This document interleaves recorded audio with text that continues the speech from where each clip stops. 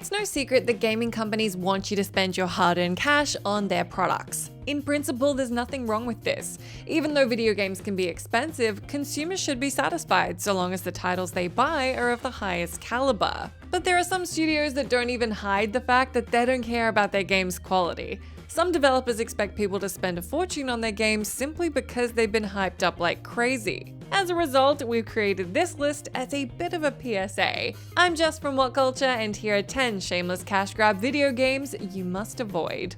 Number 10. The House of the Dead remake. Although the arcade version of the original House of the Dead required a light gun to play, the 2022 reboot just uses a regular controller, compromising the experience. The gyro aiming is so inaccurate you'll turn the feature off after 5 minutes if you're still alive, and use the motion stick instead, which isn't much better. Even though the graphics of the House of the Dead remake are very basic, it takes slightly longer than an eternity for each level to load. Even if you get past these issues, you'll tire of this reimagined rail shooter quickly, since you can complete it in 30 minutes. Even if you watch the cutscenes. If you were looking forward to playing with a mate, you'll be disappointed to learn there's no online co-op. But the worst thing about this reboot is the reload mechanic. In the original, you had to shoot your light gun away from the screen to load a new clip. This little mechanic stopped the House of the Dead from feeling like a generic shooter, since it forced the player to be tactical when deciding when to reload while battling zombies. In this misaligned remake though, you can reload with the press of a button, removing all strategic gameplay.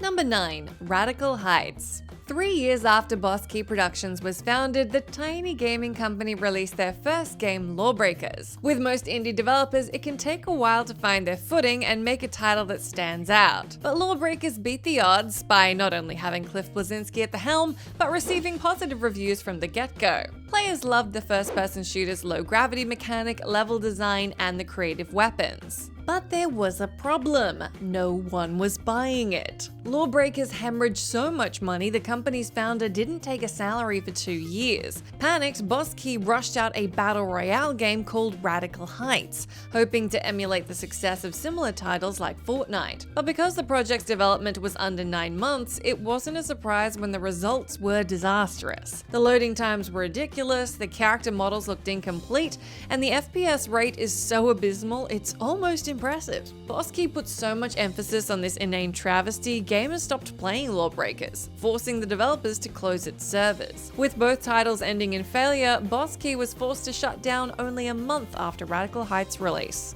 Number 8. Dead Rising 4. Because Dead Rising 4 centered around the first game's original hero, Frank West, this sequel was touted as a return to form for the dwindling franchise. But due to the lack of co-op, trite writing, and contrived missions, this Capcom title was a swing and a miss. But if you're a devoted fan, you might still be inclined to check out the franchise's most recent outing regardless of these problems. But be warned, Dead Rising 4 saves its biggest offense for the very end. Just as you're about to reach the climax, the game stops. If you want to access the last location and see the true ending, you have to pay for it. That's right, you can't win the damn thing unless you buy the DLC. Worse still, the downloaded content is downright awful. Even though the game received a Metacritic of 72 to 74% on all systems, the DLC scored an abominable 47% due to its technical issues and repetitive gameplay. Because Dead Rising 4 sold less than half of what Capcom expected, it was clear that gamers saw this cash grab for what it really was. Number 7. Metal Gear Survive. Metal Gear Survive was a massive opportunity for Konami to prove the esteemed franchise still had legs after its creator, Hideo Kojima, departed. Because Hideo Kojima fans felt like the visionary developer was shoved out of the company, you can understand why people were ready to hate this third-person survival title. Even if you take the controversy out of the picture though, boy was this a bad game. Because the main campaign revolves around zombies and parallel realities, it's easy to forget this story is a part of the Metal Gear saga. Konami also proved the franchise couldn't work without its founder, since Survive recycles Kojima's art from Metal Gear Solid 5. To add insult to, well, Insult, the game requires a permanent internet connection to function and has the audacity to ask you to pay for save slots. With microtransactions like this lurking around every corner, it feels like the game was tailored to upset you. Instead of proving Konami could survive in a post-Kojima world, Metal Gear Survive may very well be the final nail in the company's coffin.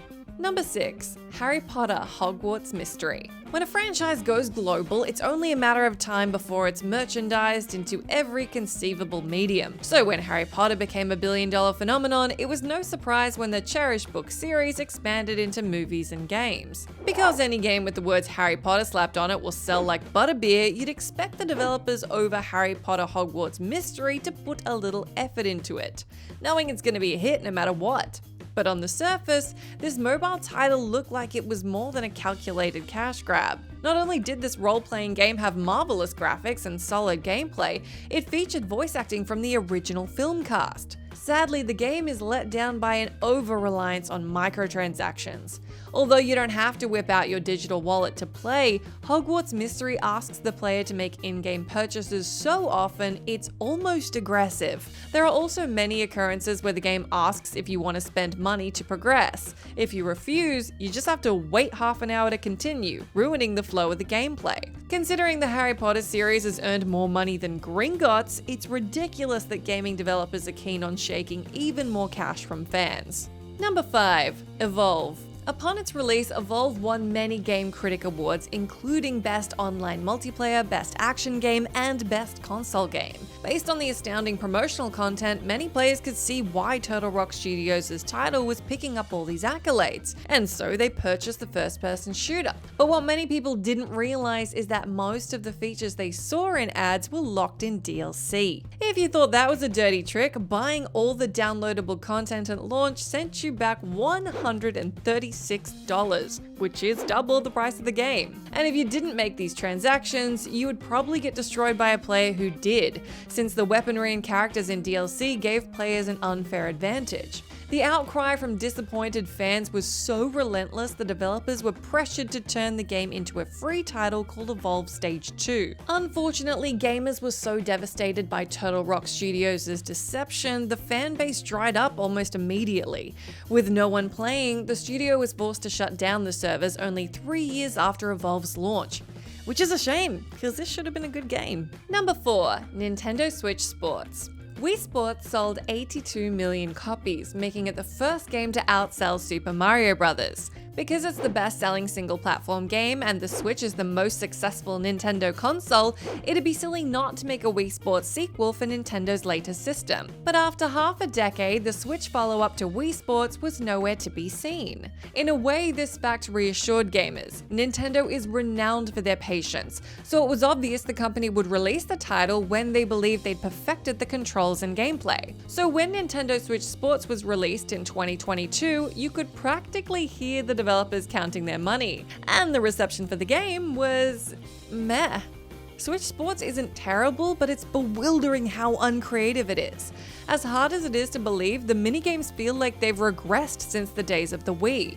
Players in the soccer minigame move slower than a dead tortoise, and the volleyball section keeps changing which character you control without telling you. What's worse is that Nintendo Switch Sports doesn't do anything inventive with motion controls.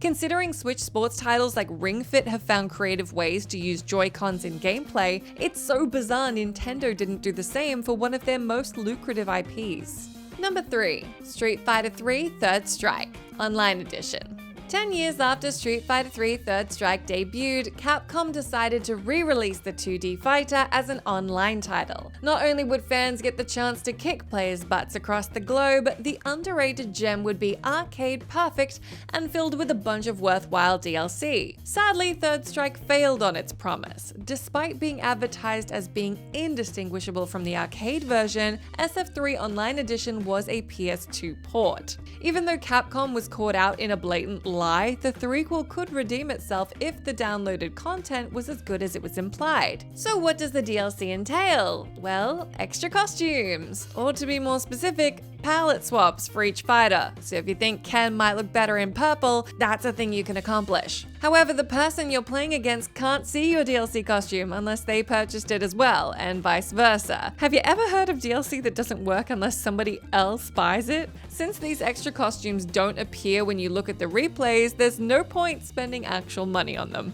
Number 2. Animal Crossing AMIIBO Festival. When Nintendo realized how badly the Wii U was selling, the Japanese giant knew they had to do something drastic to keep the system afloat. Out of desperation, the company incorporated figurines called AMIIBOs, which can be used to transfer data in and out of certain games. Even though AMIIBOs have proven to be popular enough to be implemented by the 3DS and the Switch, there are just as many critics who see these action figures as a manipulative tactic to urge players to spend more money than they have to. It does work though. Nothing proves that idea more than Animal Crossing AMIIBO Festival. Even though the Mario Party inspired title was a nice idea, it was let down by tedious gameplay and a lack of creativity. Because the whole game centers around the AMIIBO feature, you can feel every aspect of the game begging you to use real money to purchase more figurines to heighten the gaming experience. Thankfully, most gamers were sensible enough to see through this pitiful charade. As a result, very few people bothered to buy this shoddy spin-off, making AMIIBO Festival one of the worst-selling Animal Crossing titles ever. Number 1. Final Fantasy: All the Bravest. Many Square Enix titles like Kingdom Hearts or Final Fantasy Dissidia fully embrace fan service. However, these RPGs get away with it because they have magnificent graphics, solid character development, creative fighting mechanics, and an intricate story. But Final Fantasy All the Bravest is fan service at its worst. On paper, this mobile title sounds like the ultimate nostalgia trip. Not only does it incorporate dozens of iconic characters from the 2D Final Fantasy series, you can fight with a 40-person party. By comparison, previous FF entries only managed a 5-person party at most. For any RPG fan, battling legendary enemies like Ultros, Chaos, and Bahamut with an army of knights, black wizards, and white mages, it sounds like a dream come true. Too bad that All the Bravest has nothing to offer apart from nostalgia for 2D sprites. There's no story, no customization options, and no variety in gameplay. To top it all off, the game has in-game transactions that are so insultingly high, no one in their right mind would purchase them. All the Bravest was so universally reviled, one of the producers tried to defend it, stating that it's an app, not a game. However, this isn't true since apps by definition are fun or entertaining.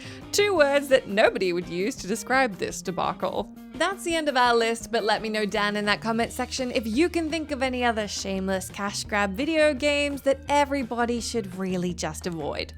As always, I've been Jess from WhatCulture. Thank you so much for hanging out with me. If you're liking, come say hi to me on my Twitter account where I'm @JessMcDonnell, but make sure you stay tuned to us here for plenty more great gaming lists.